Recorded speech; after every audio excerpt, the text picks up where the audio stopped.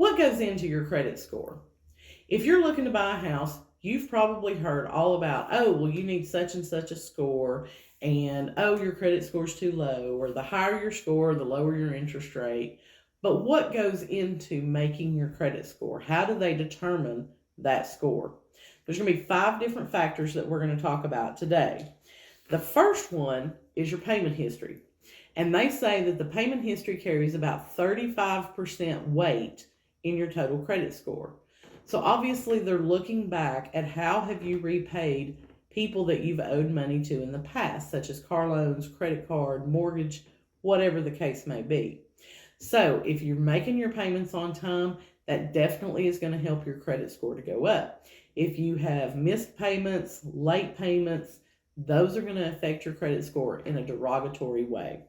The second thing they look at are the amounts that you owe, and that carries about a 30% weight.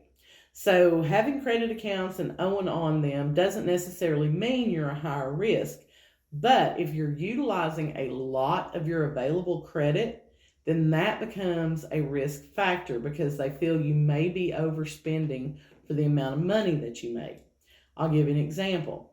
Let's say you have a credit card with a $10,000 limit.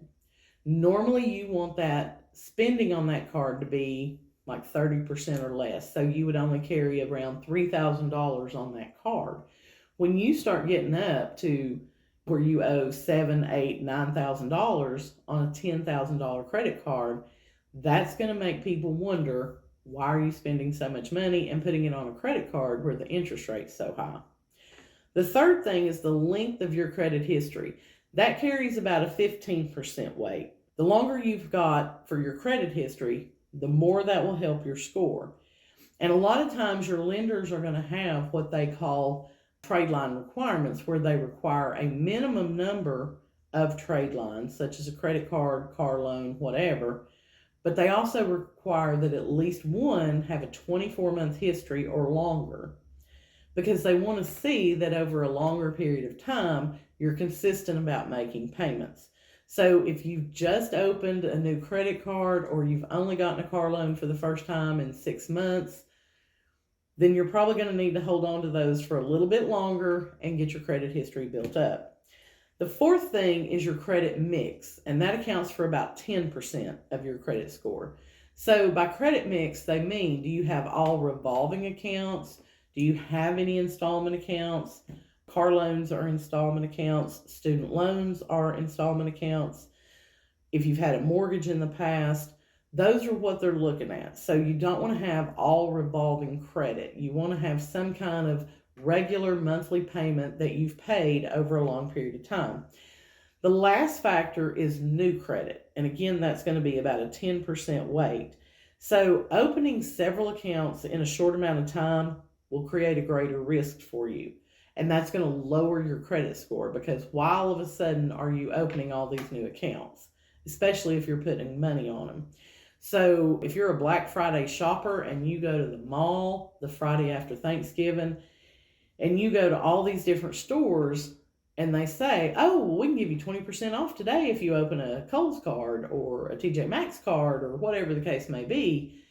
If you went through and opened all those credit cards in one day, your credit score is going to take a massive hit. You may have saved money, but it may cost you in the long run. So be careful about opening accounts that quickly and that close together. So FICO scores, and FICO stands for the Fair-Isaac computation. That's the guy who invented the credit score. They look at a wide range of information on your credit report, but there's certain things that they cannot and do not consider. So the first is going to be your age. They're not going to look at your occupation. They're not going to look at if you're in a credit repair plan. They're not going to look at your race. They're not looking at the area that you live. They're not looking at how much money you make. And they're not looking at what interest rate you're paying on your credit cards. They also are not looking at your child support obligations. I have seen instances back when I did mortgages where if someone was very delinquent on their child support, that it had been reported to the credit bureau. But normally child support is not an obligation that's going to be considered on your credit report. Let me know what your thoughts are. Send me a DM or leave a comment below. Let me know what you think.